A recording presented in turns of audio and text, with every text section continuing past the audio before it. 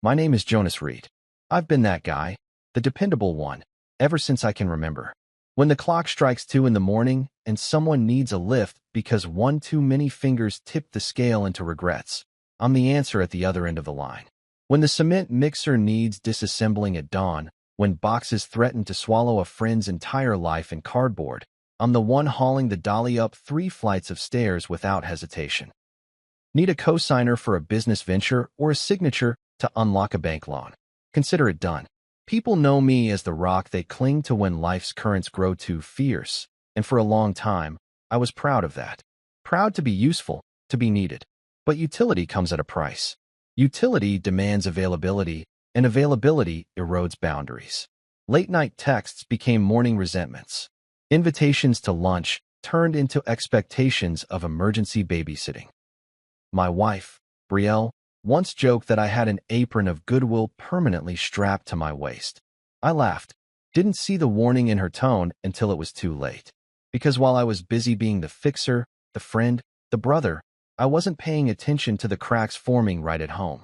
My younger brother, Micah, 29, spontaneous to a fault, blessed with the kind of charisma that makes people cling, was the golden child. He could stride into a room wearing flip-flops and a t-shirt and somehow command more attention than a suit and tie. He laughed too loud, told stories too big, and carried himself like every moment was a stage waiting for his performance.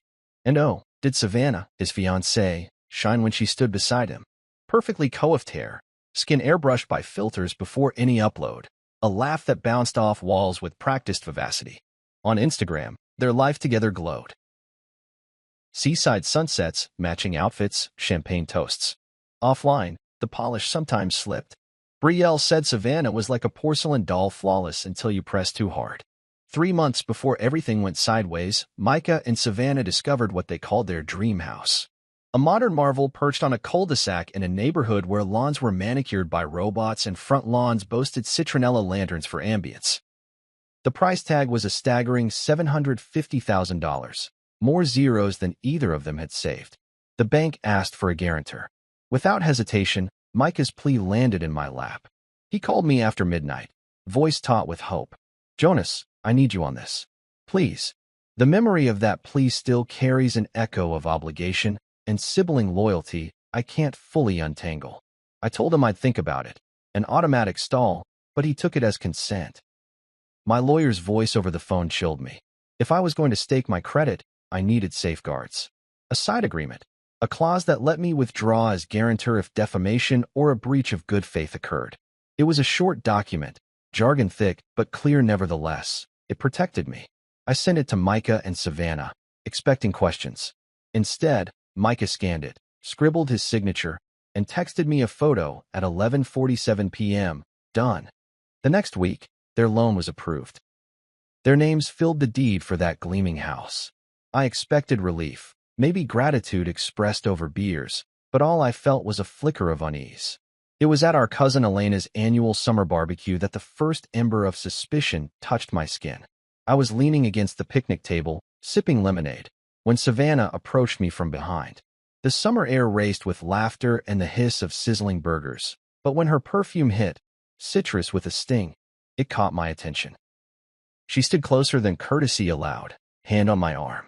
"Jonas, you're always so serious," she purred, voice low, gaze fixed just past my shoulder. "Maybe you need someone to help you loosen up." I stepped back, friendly nod and forced smile, hoping that would end it. She laughed, turning on her heel as if to show me grace in her exit. I thought that was the end of it. 2 days later, my phone erupted with messages. From Micah, a torrent of anger, betrayal, hurt. He accused me of cornering Savannah, whispering that she deserved a better man. Meaning me. The sheer weight of those words knocked my world off its axis. I stared at the screen, heart hammering, reading and rereading how I had supposedly gaslit his fiancée, how I'd poisoned her trust. My first instinct was to call him, to demand an explanation, to tell him he was wrong, but the call went straight to voicemail. No Micah, just me and that storm of accusations. Then came Brielle. I walked into the kitchen that evening to find her standing under the harsh glow of the overhead light, phone in hand and eyes that burned. "Did you say something to Savannah?" she demanded before I could even close the door. I opened my mouth, tried to level the playing field with truth. But the slap was faster than any truth I could muster. A sharp crack that went beyond skin and air, piercing, burning. "I trusted you," she said, voice brittle. I whispered back, voice soft as confession, "So did I." That night, I lay awake staring at the ceiling, fingers curling into fists at my sides. 3 a.m. came and went. Morning brought clarity and resolve in equal measure. I called the mortgage advisor, the calmest conversation I'd had in days. "I'm formally withdrawing my name as guarantor on Micah Reed and Savannah Price's mortgage," I said, diction precise. Silence on the line. "Then, sir, relinquishing your guarantee will likely collapse their loan." I pressed a polite pause into my reply. "I understand." I ended the call and watched the phone display fade. Then I did the only thing left. Blocked Micah's number, blocked Savannah's, even blocked Brielle's. I packed a duffel, swallowed the lump in my throat, and drove to a friend's place without looking back. That night, I sat on his couch, the city lights of my apartment block flickering in my mind like a trail of broken promises. I realized that being the one they always call doesn't guarantee anyone will pick up when you need them most. And in the space between the calls unanswered and the doors slammed shut, I felt something new, a freedom tinged with grief, but a freedom all the same. In that freedom lay the first steps of reclaiming myself. 3 months ago, the promise of a new beginning shimmered on the horizon for Micah and Savannah. They had fallen in love with a house that looked like something out of a magazine spread, sharp angles, floor-to-ceiling windows, and an open-concept layout that shouted modern luxury. The asking price, $750,000, felt like a leap so audacious it made my chest tighten, but their excitement was infectious. Micah called me late one Sunday, voice trembling with equal parts hope and fear. He painted the scene for me. A backyard perfect for barbecues. A kitchen so bright you could see every coffee stain. Bedrooms with views that made mornings worth waking for. Then came the ask, would I stand behind their mortgage application as guarantor? I hesitated only a heartbeat before saying yes. Deep down, I knew my yes was both a gift and a gamble, but I felt compelled to help him chase his dream. The next morning, over coffee that tasted like guilt mixed with determination, I rang my lawyer. He'd come highly recommended, sharp, no nonsense, a man who never blurred the lines between trust and legality. When I explained the situation, he listened, fingers steepled beneath his chin. Then he delivered his verdict. If you're going to put your credit and reputation on the line, you need protections. A side agreement that lets you withdraw if there's defamation or a breach of good faith. It's the least you deserve. His words landed like an icicle in my gut. I bristled at the idea of mistrusting my brother, yet I understood the wisdom in safeguarding my own future. A guardian angel and a defense lawyer both spoke through him. Take nothing on faith alone. That afternoon, I sat across from Micah at our parents' kitchen table, the side agreement printed and waiting between us. The contract was succinct. If either party offered false statements or reneged on commitments, I could pull out my guarantee without penalty. I watched Micah's brow crease as he read, saw the faint shadow of uncertainty cross his face. He glanced at Savannah on the couch, where she was scrolling through house decor ideas on her tablet, lips curling into an enthusiastic smile. Micah met my gaze, nodded, and signed. He didn't question the fine print. He didn't ask what would happen if things went sideways. He simply trusted me to mean what I said. Within days, their loan approval email arrived. I remember the ping of my phone late at night, Micah's triumphant notification, and the swell of pride that followed. I pictured their first night in that house, toasting with cheap champagne, unpacking boxes with giddy laughter, claiming every corner as their own. My role as guarantor felt noble in that moment, a gesture of brotherly love that would cement our bond. I almost believed that this act of kindness would bring us closer, that I'd be part of their milestone rather than a behind-the-scenes enabler. But sometimes kindness breeds entitlement. Over the next few weeks, I noticed subtle shifts in their behavior. Micah's calls became less about checking in with me and more about delegating tasks, uprooting a stubborn shrub, hauling away construction debris, wrestling with a jammed garage door. Savannah's messages pinged my phone at all hours, asking for paint color advice, requesting I pick up appliances on sale, wondering if I could handle a random electrical issue while they were at work. Each request chipped away at my goodwill, and I began to feel less like a brother and more like a contracted handyman, necessary, but replaceable the moment the bills came due. The real blow came on an overcast Tuesday afternoon. I drove over at their invitation to help move a heavy sofa into the living room. As I maneuvered the bulk of it through the narrow doorway, I heard Savannah quip to Micah, "He's like our personal moving company, except we don't even pay him." Laughter followed, an easy, dismissive sound that stung my ears. I paused, arms trembling under the sofa's weight, and forced a tight smile. "Glad to help," I muttered, breath rasping. But the laughter stuck in my mind all the way home, echoing like a cruel reminder of how easily kindness can be taken for granted. That night, I lay awake wrestling with resentment I didn't expect to feel. I pictured the side agreement, the legal safety net I had insisted upon, which now felt like a barrier I was all too willing to use. Was I becoming cynical? Had I misjudged their intentions? The more I replayed their laughter in my head, the more I realized I had given too much. Not money that I could handle. I had given time, energy, trust. And trust, once spent, can't always be recalled without leaving scars. The following morning, I sat at my desk with a mug of black coffee that didn't burn away my frustration. I drafted an email to the mortgage advisor, fingers hovering above the keyboard. Even as I typed, my chest tightened. I am formally withdrawing my name as guarantor on the mortgage application for Micah Reed and Savannah Price. My hands shook, the words appearing on the screen like a confession. Deleting my guarantee meant more than collapsing their loan. It meant shattering their dream. But I knew it was the only way to teach them boundaries, to show them that goodwill isn't an endless resource. I hit send. A chasm opened in my stomach. Within minutes, the mortgage advisor replied with a measured, "Understood. I'll process this removal. Please note this action will likely jeopardize the loan approval." I read the message twice, my pulse throbbing. I could almost hear Micah's voice, panicked and betrayed, demanding explanations, accusing me of malice. But I held fast, reminding myself that I had never asked for gratitude, only honesty and respect. If I couldn't have that, I couldn't remain guarantor. By mid-afternoon, their loan was in limbo.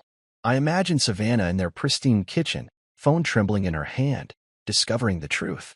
I pictured Micah's face when reality hit, that their dream home was slipping away because his brother had withdrawn support. I felt a flicker of guilt, but it was drowned by relief.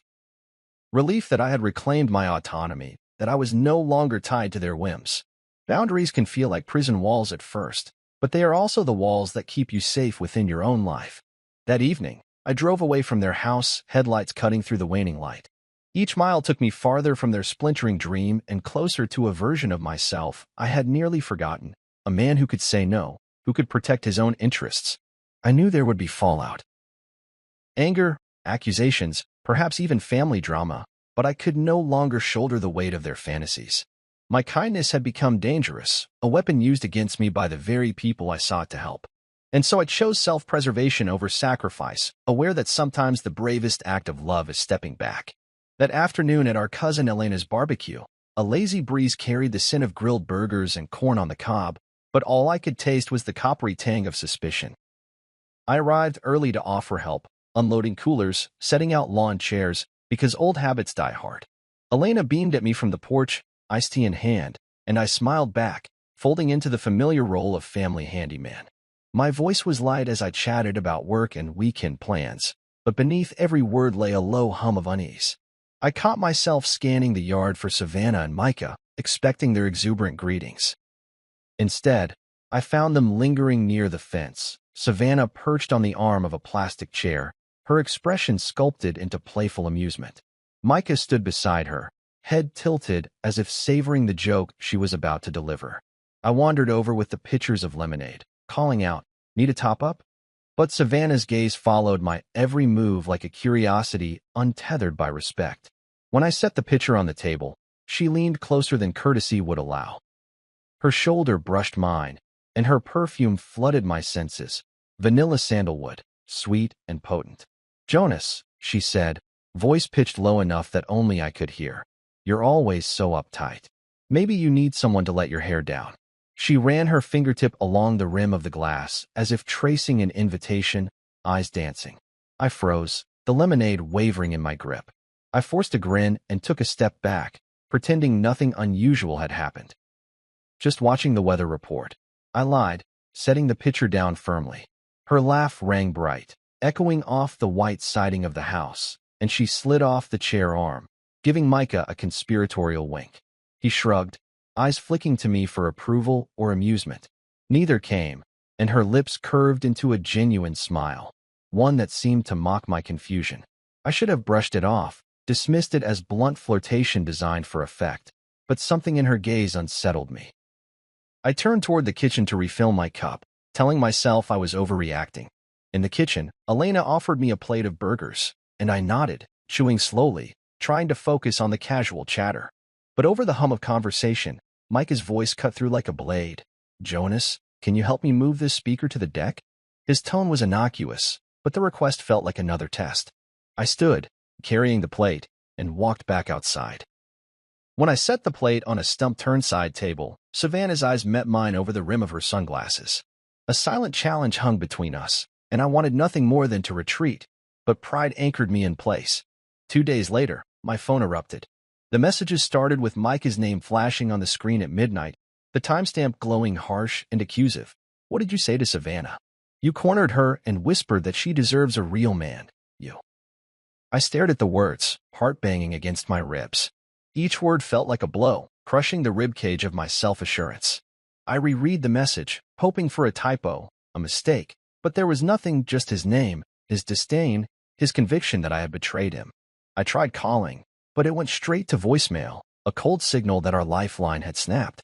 My fingers hovered over the screen as I drafted a reply, but every word felt inadequate.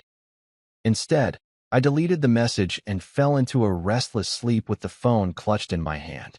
Morning brought clarity laced with dread.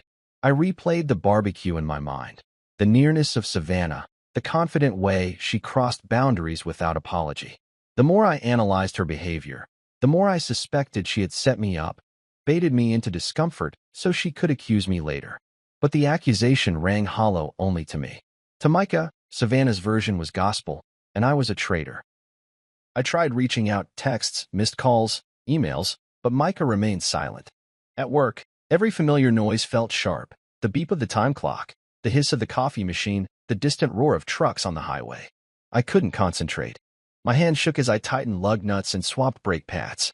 Every vehicle that rolled into the bay became an unwelcome reminder of how quickly trust can erode. When I got home that evening, I found Brielle waiting at our front door, voicemail indicator blinking on her phone. Her eyes were red, betrayal etched into every line of her face. "Did you say something to Savannah?" she repeated, crossing her arms. I opened my mouth to explain, to tell her how I was set up at a family gathering, how Savannah had overstepped every boundary before accusing me. But I saw the hardness in Brielle's eyes, the same hardness that had darkened Micah's heart. She refused to hear my side. "I trusted you," she said, voice taut. Before I could utter a word, she turned and disappeared into the living room. The click of the door pressed my chest, and I felt the first real crack between us. Night bled into morning, and I didn't sleep. I sat on the edge of our bed, phone in hand, every notification a potential hostage to my fraying relationships. My reflection in the darkened window showed a man tethered by loyalty and burdened by accusation. I realized that Micah's betrayal was only part of the damage. The knife in my back was now driven by the woman I loved most. My mind raced through every conversation, every embrace, every quiet moment we shared, searching for signs I'd missed, clues I could use to explain myself. But the harder I searched, the less I found. Love and trust felt distant, like mirages I could sense but never reach. By mid-morning, a decision crystallized.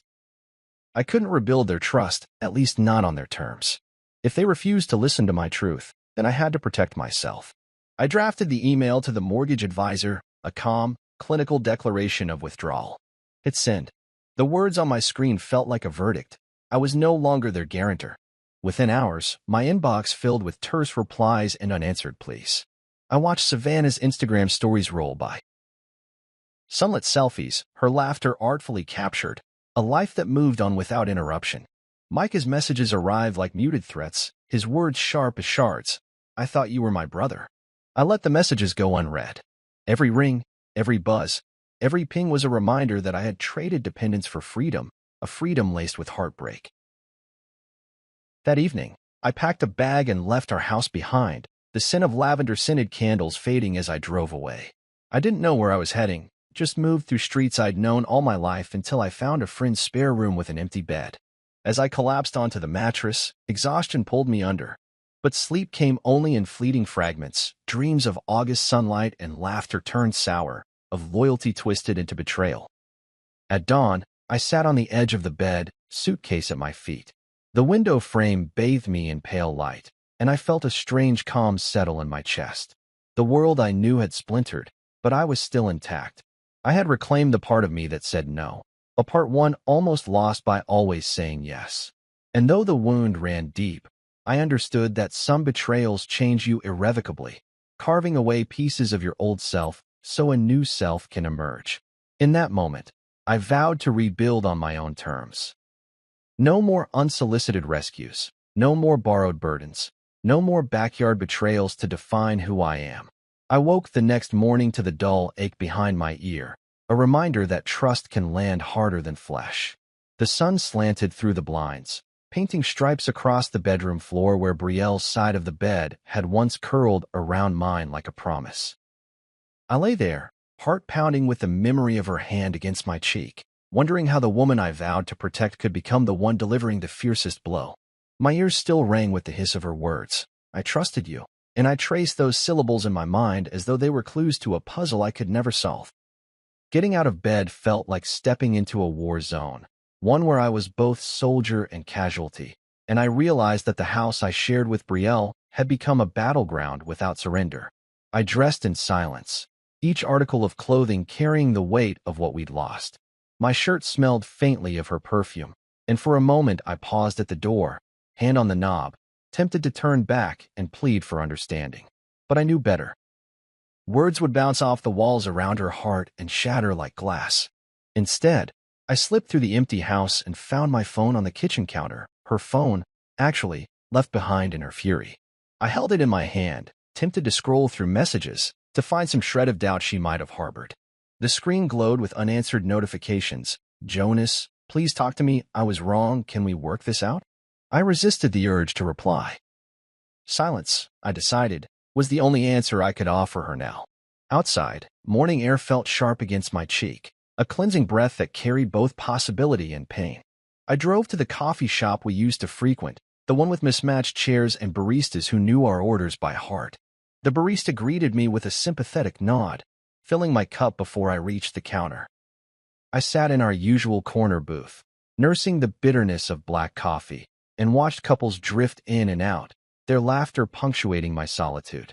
I clutched the side agreement in my pocket, proof that I had protected myself legally, even as I felt naked in every other way. Underneath the contract's fine print lay the truth of my betrayal, not just by Micah and Savannah, but by the person whose touch had once been my refuge. My phone buzzed with a message from Noelle. Talk when you're ready. You don't have to do this alone. Noelle's words were a lifeline thrown into the churning sea of my emotions, and I typed back a simple thank you before tucking the phone away. I stared out the window, watching the world carry on without pause while my own world lay fractured. There was no easy path back to what we had been. The slap had been a line drawn in the sand, rendering everything on the other side unreachable. I realized that love could fracture as easily as bone, and reconciliation would require more than apologies. It would demand proof, evidence, and time, none of which I had in ample supply. By late afternoon, I found myself at my parents' house, where the familiar warmth of family enveloped me like a blanket.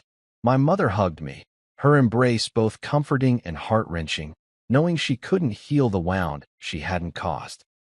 My father listened in solemn silence as I recounted that moment in the kitchen, every detail sharpening the ache in my chest. They didn't offer platitudes or easy fixes, just a presence that said they understood the gravity of my loss. Afterward, my dad handed me an envelope, photographs, screenshots, and voice notes neatly compiled, evidence of what had really happened at the barbecue and in the days that followed. It was the raw material of truth, unvarnished and undeniable. Sitting on their back porch, I sifted through the pages, reliving each betrayal but holding tight to the knowledge that I was not alone. My mother's gentle voice drifted through the screen, reminding me that love should never demand sacrifice of self, and that boundaries were the bones of healthy relationships. The porch swing creaked under my weight as I absorbed her words, feeling the slow pulse of determination throb in my veins. It wasn't just about reclaiming my brother or my wife. It was about reclaiming the man I had been before I became everyone's anchor. Night fell as I drove home, streetlights flickering like distant apologies. Our house stood dark and silent, its windows reflecting memories I could no longer inhabit. I stepped inside and felt the emptiness settle around me, a physical presence heavier than any quarrel. In the living room, I found Brielle's favorite throw pillow discarded on the floor, as though she, too, had left a piece of herself behind. I picked it up, running my fingers over the fabric, and whispered into the silence, "I trusted you." The echo of my own words hung in the air, and for a moment I allowed myself to feel the full sting of her betrayal. Then, I folded the pillow and placed it on the couch, straightening its corners with care. It was a small gesture, too small to heal or to harm, but it felt like the first step toward something new. I realized that reconciliation, if it ever came, would require more than words. It would demand patience, proof, and mutual willingness to rebuild. And if Brielle wasn't ready, then I would have to continue alone, carrying the weight of this slap as both scar and lesson. I went to bed that night with the side agreement beside me on the nightstand, a silent testament to the boundaries I'd set. My cheeks still throbbed where her hand had landed, but beneath the pain lay a steady heartbeat of resolve. I closed my eyes and vowed not to be defined by her doubt, nor by the betrayals that had splintered my family. Instead, I would let this moment mark the beginning of my own reclamation, of respect, of self-worth, and of the kind of love that honors, rather than destroys. And somewhere in that promise, I found a flicker of hope that carried me into sleep. That night, I lay awake staring at the ceiling, tracing the cracks in the plaster as if they might spell out the answers I desperately needed. My heart felt like a drumbeat gone rogue, hammering against my ribs with a ferocity that matched my racing thoughts. I replayed the slap over and over, the sharp sting on my cheek burning, as if it were happening all over again. I thought of Savannah's laughter, Micah's icy messages, and Brielle's eyes, once warm with love, now cold with accusation. For the first time in my life, the safety I had always taken for granted evaporated, leaving me raw and exposed. I waited for sleep's reprieve, but it never came. The minutes ticked by in a relentless march toward dawn, each one magnifying my anger and grief. As the first hint of light seeped through the blinds, I rolled out of bed with a weight in my chest that felt heavier than any tool I'd ever lifted. My apartment, once a sanctuary, now seemed small and vulnerable.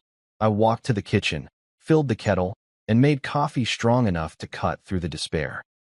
The aroma helped steady my hands, but not enough to settle my thoughts.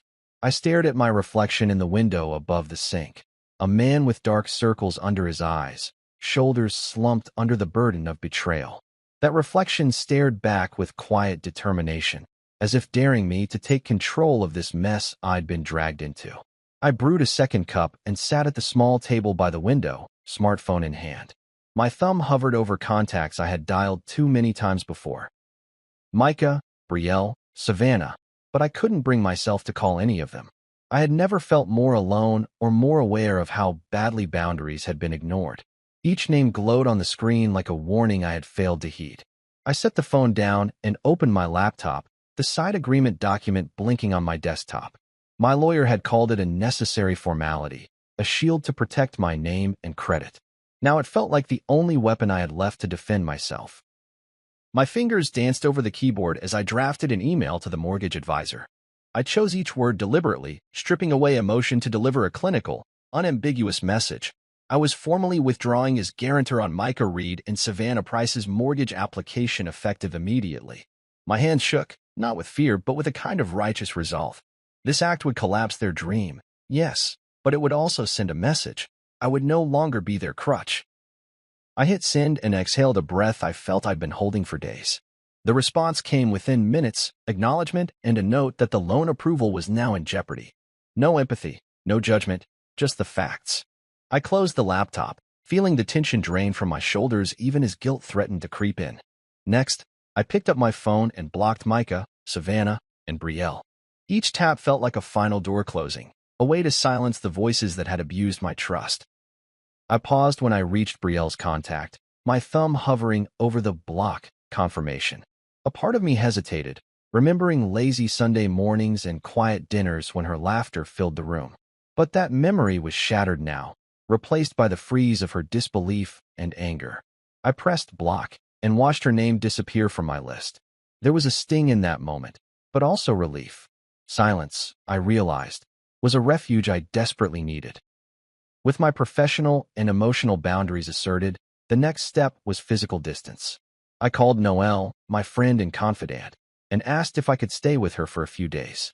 Noelle didn't ask questions. She just said, "Of course," and promised to have a guest room ready. When I hung up, my apartment felt suffocating, the walls closing in on me, suffused with memories I could no longer bear. I grabbed a duffel bag, shoving in the clothes I had slept in those first few nights, along with essentials I couldn't live without: my laptop, a toothbrush, and a notebook half filled with work ideas and nothing about the chaos unraveling in my life. As I locked the door behind me, I took one last look at the place I had called home. The empty hallway reflected back my loneliness, the streetlights outside flickering like broken promises. I slid into my car and started the engine, letting out a slow breath that tasted faintly of coffee. The drive to Noelle's house was a blur of street signs and traffic lights, a silent procession through a world that felt unchanged even as everything in my world had shifted on its axis. Noelle's house was a warm beacon on a gray morning. She greeted me at the door with a hug that squeezed away the tension in my shoulders. "Come in," she said softly, leading me to the guest room where a neatly made bed awaited. The room was a sanctuary, clean linen, soft lighting, and a stack of books on the nightstand. I exhaled again, feeling the tight knot in my chest loosen. Noelle handed me a mug of hot tea, and for the first time since the slap, I felt tears prick at the corners of my eyes. I blinked them away, unwilling to let emotion compromise this fragile moment of peace. That afternoon, I sat at Noelle's kitchen table with her corporate law books spread out before me. She walked me through the side agreement, clause by clause, explaining exactly how it protected me from any legal repercussions. Her confidence in my legal standing gave me a spark of hope. If the worst came to pass, she reassured me they would have no recourse against me. That knowledge bolstered my resolve and softened the guilt knotting my gut. I realized that my decision, while harsh, had been both necessary and justified. Over the next few days, I slipped into a routine that felt foreign but healing. I woke early, drank coffee stronger than gunpowder, and spent hours working on projects I had neglected in the chaos.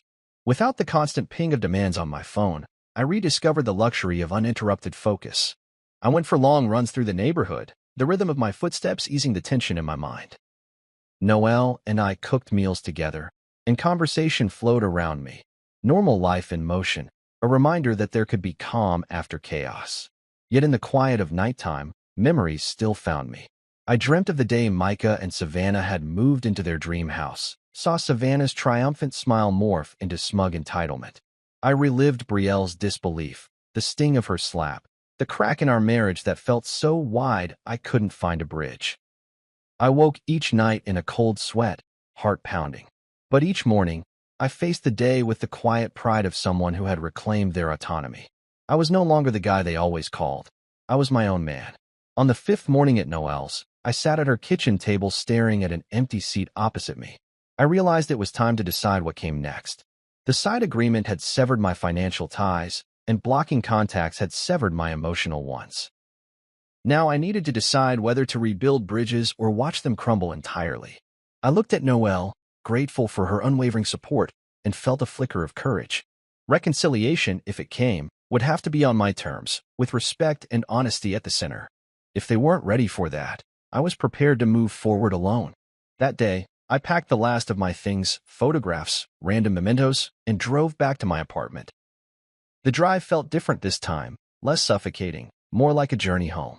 I walked through the front door and inhaled a deep breath, the air tinged with the faint scent of my life before it all fell apart. I placed my duffel beside the couch and sat down, feeling the solidity of the cushions beneath me. The apartment was silent, but it didn't feel empty. It felt like a canvas waiting for a new beginning. I opened my laptop, watched the cursor blink on the screen, and began drafting an email to update my resume and LinkedIn profile.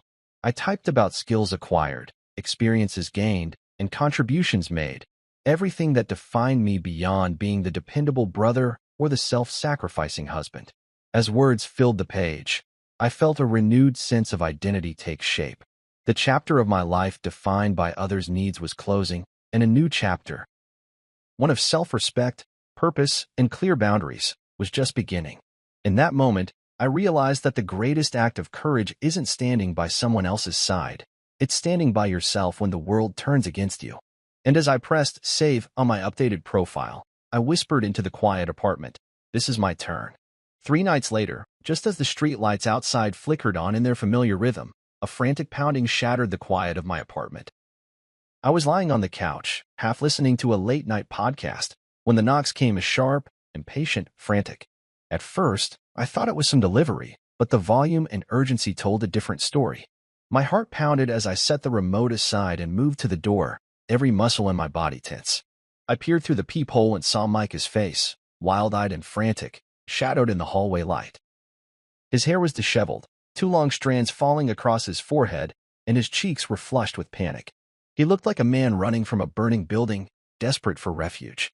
I hesitated a moment, gathering myself, before flipping the lock and swinging the door open. He shoved past me without waiting for an invitation, stepping into my living room with the urgency of a man who had nowhere else to turn. The familiar scent of his cologne, an earthy mix of cedar and musk, was tainted by sweat and fear. He didn't even glance around. His eyes locked on mine, pupils dilated with accusation. "What did you do?" he demanded, voice raw as if he'd been screaming all night. I took a step back, closing the door behind him, and let it click into place. The lock was a barrier I'd installed in more ways than one. I crossed my arms and watched him pace in front of the couch, hands clenched into fists at his sides. The harsh overhead light cast angular shadows across his face, accentuating the desperation etched into his features. "I did what you told me," I said, voice flat. I stayed away. My words were measured, each one carrying the weight of the promise I'd made to myself, to no longer be dragged into their chaos. Micah stopped mid-step, shoulders sagging as though my words had physically struck him. His chest heaved as he took a stumbling breath, and for a moment, he looked like the brother I once knew, vulnerable, wounded, pleading for understanding. He leaned forward, eyes desperate. "Savannah's upset," he said, voice cracking. "She's emotional. It was a misunderstanding, Jonas. She felt cornered at the barbecue. She's been talking to her friends, and suddenly everything spiraled. You have to fix this." His words tumbled out in a rush, each phrase punctuated by frantic gestures. He held out one hand as if begging, pleading for me to take it. "Please," he added, voice dropping to a raw whisper. "Call the bank and fix it." The desperation in his tone was like a weight pressing on my chest, threatening to crush me with a sense of responsibility I was determined to escape. I shook my head, the single movement a fortress of resolve. "No," I said, voice quiet but unyielding. That one word knocked the air out of him. I watched his shoulders slump, the color draining from his face as if my refusal had sucked the life out of the room. He stared at me, eyes wide, mouth hanging open like a wounded animal. In that stunned silence, I felt a flicker of pity, but it was immediately swallowed by the realization that pity had become my prison. I had given too much, sacrificed my peace for their drama, and now it was time to claim my boundaries. Micah's jaw clenched, and he pressed a hand to his forehead, closing his eyes for a long moment. When he opened them again, they were red-rimmed with grief and desperate hope. "Jonas, I'm your brother," he said, voice thick. "You're the one I come to when I'm in trouble. You promised you'd always be there." His words cut through me like a blade, echoing every late-night favor I'd ever granted, every time I dropped everything to rescue him from his own missteps. I could feel the tug of loyalty, the gravitational pull of brotherhood, but I had learned that gravity can drown you if you never swim for yourself. I took a step closer, closing the gap between us but keeping my tone steady. "I was always there," I said softly, "but you never asked if I needed anything. You never stopped to see what I wanted or how their demands were wearing me down." My eyes locked on his, and I saw a flicker of understanding mingled with guilt.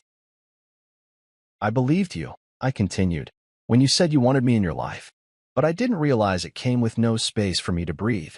The confession trembled on my lips, vulnerable and raw, but necessary.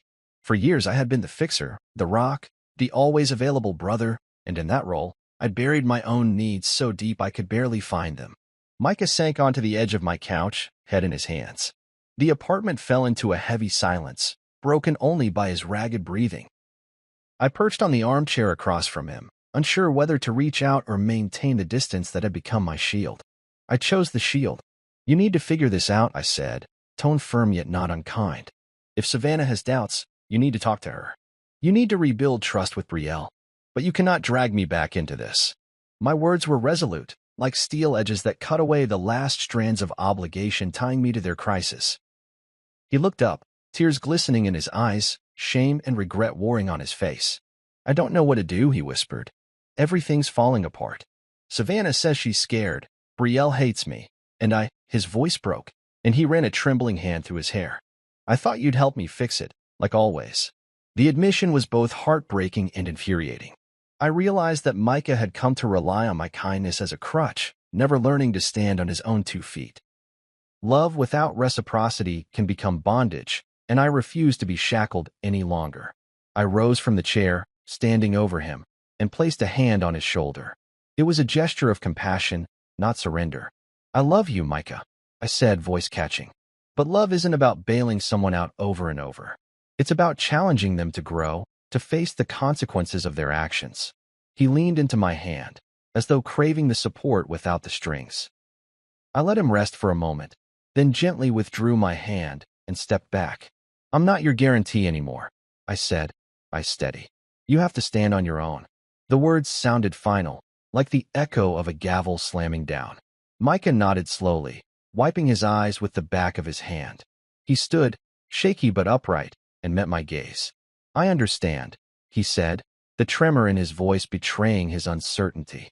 He reached out as if to hug me, but paused, uncertain. I offered a tentative nod, and he closed the gap, wrapping his arms around me in a hesitant embrace. His shoulders shook against mine, and I held him, not as a rescuer, but as a brother offering solidarity without sacrifice. When he finally pulled away, the lines on his face were softened, the panic replaced by a dawning acceptance. He stepped back, turned toward the door, and looked over his shoulder. "Thank you," he whispered, "for being honest." And with that he left, closing the door softly behind him. I stood alone in the stillness, the knock and the plead leaving an imprint on my soul. The silence felt different now, no longer empty, but charged with possibility. I realized that setting boundaries was not the end of our relationship. It was the beginning of a healthier one, built on mutual respect rather than endless obligation. In that quiet apartment, I felt the air clear, and for the first time in a long while, I breathed freely. My phone buzzed incessantly the next morning, a relentless drumbeat of family concern and veiled accusations. I sat at the kitchen table with a cup of coffee cooling at my elbow, scrolling through voicemail notifications. My mother's calm but urgent tone, Dad's clipped questions, messages from aunts and uncles who wanted explanations, solidarity, or, worst of all, sides. The weight of their expectations pressed down on me like the humid morning air. As I stared at the blank screen, I realized that I could no longer hide behind legal contracts or physical distance. The fracture in my family had widened into a chasm, and everyone was trying to push me back into it. My mom called first, her voice a mixture of concern and mild reproach. "Jonas, we all love Micah. You boys need to fix this." I took a slow breath, the steam from my coffee fogging the screen of my phone. "Mom," I said carefully, "I did what I had to do. Micah accused me of something I never did, and Brielle believed him." She sighed, a soft, disappointed sound that made my chest tighten. "I understand you feel betrayed, but families work things out. You need to talk to them." I felt the familiar tug of guilt, a scar tissue built from years of being the peacemaker. But I also felt something new, resolve. I set the phone down without replying, letting her message hang in the silence. Next, Dad's text came through. "Call me when you can." He didn't demand answers. He offered presence, the kind of support only a father can give. I called him back, and he listened without interruption as I summarized the timeline. The barbecue incident, Savannah's accusation, Brielle's slap, my withdrawal, Micah's desperate visit. When I paused, expecting questions, he instead said, "You did what you thought was right. That side agreement you signed, Noelle was right. They can't sue you." His voice was steady, reassuring. We'll back you, son, but we also want you to know you're not alone. I swallowed, the knot of anxiety in my throat loosening slightly. Thanks, Dad. I needed to hear that. Despite their love, the rest of my family still pushed for reconciliation. Brunch invitations, holiday reminders, comments on social media. Family shouldn't stay mad. Their good intentions felt like shackles, pulling me back into the drama I'd fought so hard to leave. I needed space, clarity, and control over my own narrative. I needed to step back so I could see the full picture without being entangled in their emotional web. Meanwhile, messages from Brielle arrived in waves, angry at first, then apologetic, then pleading. She wrote about confusion, hurt, and regret. She said she missed me, that she'd realized her mistake, and that she wanted to talk. Each message pinged my phone like a drumbeat in my mind, demanding a response I wasn't ready to give. I had taught myself silence as a protective armor, and I clung to it even as her words cut through me. I knew she was grappling with her own guilt and shame, but I wasn't yet prepared to dismantle the walls I'd built. Then came a message from Noelle. I read the side agreement. They can't sue you. Attached was a PDF highlighting the clauses: mutual respect, good faith provisions, clear definitions of defamation. I printed it and carried it with me to work the next day, tucking it into my toolbox like a talisman. Every time I reached for a wrench or wiped grease from my hands, I felt its reassuring presence. It reminded me that while emotions could spin out of control, the law was clear and steadfast. At the shop, the steady rhythm of work offered a rare refuge. Engines purred under my touch, tires rolled on lifts, and the smell of motor oil grounded me. My coworkers asked how I was doing, but I deflected with a nod and a tight smile. I didn't want their sympathy. I wanted silence. Every question felt like an invitation to rehash wounds that were still raw. Instead, I threw myself into my work, letting the physical labor dull the mental ache. By the time the sun dipped below the horizon, I was exhausted, bone-tired from emotional battles fought in my head. That evening, my phone lit up with a video call from my mom. I answered, and there she was, seated in the same floral armchair she'd had since I was a kid. Her eyes were kind but firm. "Jonas," she began, "I spoke to Micah today." I braced myself, imagining his voice echoing in her living room, the two of them strategizing on how to win me back. "He admitted," she said, voice softening, "that he overreacted. He told me Savannah made it up to push you away." My heart lurched, a sudden jolt of vindication mixed with sorrow. "He admitted?" I repeated, disbelief and relief mingling. She nodded. "He said he felt trapped by her drama, but he regrets it. They're both sorry." I felt tears prick at my eyes. Tears of frustration that it had taken so long, of anger that I'd been doubted by so many, and of relief that the truth had finally surfaced. "What about the house?" I asked, voice trembling. She hesitated, then said, "The deposit is gone. The loan fell through. They lost it." A hollow ache settled in my gut. Their dream house gone. The tangible loss mirrored the deeper losses we'd all endured. My parents had done what they could, confronted Micah, and spilled the truth. But the cost was irrevocable. The next message came from Brielle. "I was wrong. I'm so sorry." I stared at the words, my finger hovering over the screen. Part of me longed to reach out, to bridge the distance with a message of forgiveness. But I also knew that healing required space. I needed time to process, to rebuild trust on my terms, and to see if her apology was more than words. I left her message unread and went for a long run, pounding the pavement until my legs burned and my mind quieted. Each stride was a promise to myself. I would heal, I would forgive when ready, but I would not rush my own recovery. At dawn the next day, I returned home to find a package on my porch, a set of blueprints and a letter from my lawyer confirming my non-liability. He wrote, "Jonas, you are clear of any legal repercussions. Their threats are baseless." I ran my fingers over his signature and felt the finality of it.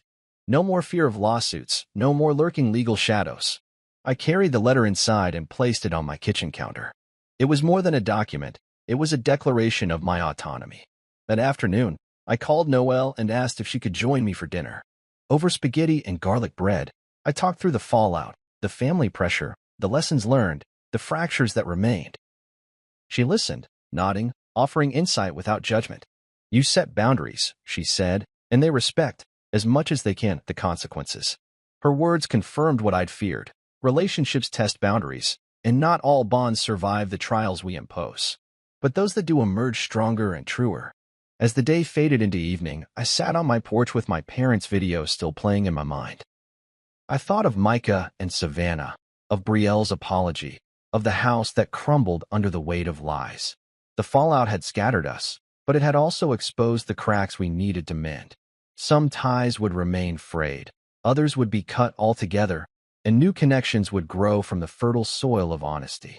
I took a deep breath, inhaling the summer air, and felt a cautious hope bloom within me.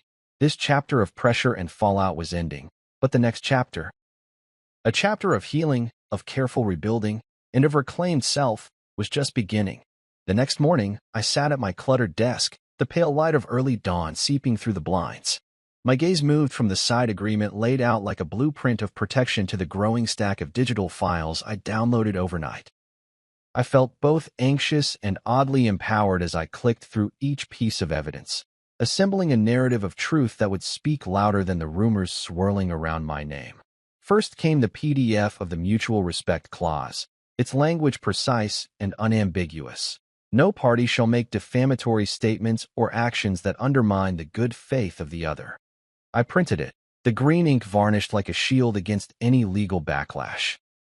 My fingers traced the words as if they were lines in a gospel of fairness. Next, I opened my messages to find the screenshot of Micah's "Stay away from us" text. The timestamp glared back at me, 2 days after the barbecue, proof that he had distanced himself only after he and Savannah orchestrated their version of events. I saved the image, then sent it to my email so it would live in my inbox, tethered to my name and official record. Holding the phone in one hand and the legal document in the other, I felt the truth solidify into something I could present with confidence. But the most damning piece of evidence lay in a voice memo accidentally stored on Brielle's phone, which I had retrieved before blocking her number. Late one night, while her car was connected to my Bluetooth speaker during a family drive, her voice had rattled off in laughter. Micah believes anything I tell him. He doesn't even question it. The memo captured her triumphant tone as she bragged to friends about how easily she could manipulate both her fiancé and his brother. I played the recording again, the sound pure and unfiltered, her laughter echoing in my quiet apartment. I downloaded the file onto my laptop, labeling it Savannah Confession, so that the name itself would tell the story. I arranged these files on my desktop, creating a folder aptly named Truth. Alongside the legal document, the screenshot, and the voice memo, I added the email thread where I had declined to be guarantor. Together, they formed an irrefutable case. I had done nothing but uphold my own boundaries. Any suggestion of defamation or harassment originated with them. The folder felt heavy, like a sealed briefcase, but it was mine to carry. For the first time since this all began, I realized that transparency could cut through the fog of lies faster than anger or retaliation ever could. Instead of letting threats and rumors simmer, I drafted a concise email to my parents. I didn't sugarcoat the situation, no dramatic flourishes, no pleas for sympathy, just a clear presentation of facts. "I'm sending you these documents so you can see the full picture," I wrote. I attached the PDF of the side agreement, the screenshot, and the voice memo. Then I hit send. Within minutes, my phone buzzed with a reply from my mother. "Thank you. We love you. We always want the truth." My father's response was similar. "We're proud of you for standing up for yourself." Buoyed by their support, I expanded my circle just slightly, forwarding the same email and attachments to Brielle. Her number remained blocked for calls, but I unblocked texts long enough to send her the evidence. I knew her forgiveness would take more than a fleeting apology. She needed to see the truth laid bare. My message was brief. "I know you want to understand what really happened. Here's everything. Take what you need." I hit send, and then sat back, heart pounding as if I'd just launched a project far bigger than myself. Silence followed, but I didn't regret pushing for clarity. The next day at lunch, I received a call from Dad. His tone was cautious at first, then warm relief flooded his words. "They watched the recording," he said.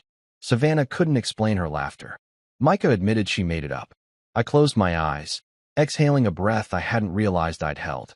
In the background, wood-fired ovens and the hum of diners seemed distant, lesser than the clarity settling in my mind. My parents' intervention had redirected the narrative, and I no longer felt the need to defend myself to everyone, just to those whose trust still mattered. Back at home, I opened my laptop and archived the truth folder, securing it under a password. I didn't know whether a formal apology from Savannah or Micah would come, or whether Brielle would respond. But I had done what I set out to do: collect the evidence, present it without vindictiveness, and let reality speak for itself. In that process, I reclaimed my voice and my agency, forging a path forward guided by facts rather than rumors. That evening, I stepped onto my balcony as the sky deepened into twilight. The city lights flickered on one by one, reflecting the same quiet strength I felt inside. I realized that evidence, when wielded with integrity, can illuminate the darkest shadows. In gathering and exposing the truth, I had protected not just my name, but my sense of self. Betrayals had been laid bare, relationships shaken, but in the aftermath, I stood unbowed, rooted in reality, prepared to rebuild on the solid ground of honesty. When my father's voice crackled through the phone 2 days after I'd sent the evidence folder, I felt the floor shift beneath me, but this time, in relief rather than shock. "We spoke to Micah," he said quietly, and he admitted it. "Savannah made it up to push you away." Silence stretched as I absorbed the admission, the authority of their own son confessing to deceit, shattering the lie I'd been accused of. Later that afternoon, I learned the full extent of the fallout. Micah and Savannah's loan collapsed, the deposit lost, and the house they'd claimed as their dream slipped through their fingers. I pictured their stunned faces, the empty rooms where hopes had once echoed. And then came Brielle's message. 3 simple words that carried the weight of everything. I was wrong. No fanfare, no excuses, just an apology that felt both overdue and fragile. Reading her words, I sensed the crack in our foundation, too deep to ignore, too meaningful to dismiss. In that moment, I acknowledged that some betrayals can't be repaired by facts alone. Trust, once broken, echoes long after the truth is known. Yet even as the wreckage of their relationship lay before me, I felt a strange calm. Truth had set me free, and now the collapse of their world underscored the necessity of boundaries I would never again relinquish. When Micah texted me, "I miss you, man. I messed up. Please call." I stared at the message, thumb hovering over the screen. My heart clenched, remembering the laughter, the betrayal, the slap.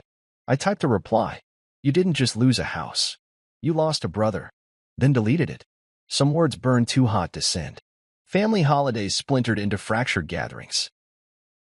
Thanksgiving at Mom's, Christmas with Dad's side. Savannah and Micah stayed together, fragile as cracked glass, everyone watching to see when they'd shatter. Brielle and I began therapy, stilted sessions where apologies mingled with guarded glances. Every time she reached for my hand, I felt the jagged line between us, a reminder that forgiveness is built, not given. Late at night, alone on my balcony, I learned to listen for true echoes. The steady beat of my own breath, the whisper of wind through the city. Some betrayals aren't wounds, they're amputations, leaving scars that guide your steps. In that silence, I found clarity. I am not the guy they always call. I am the man who answers to himself. And that echo, my own voice, clear and unbroken, is the one I choose to follow.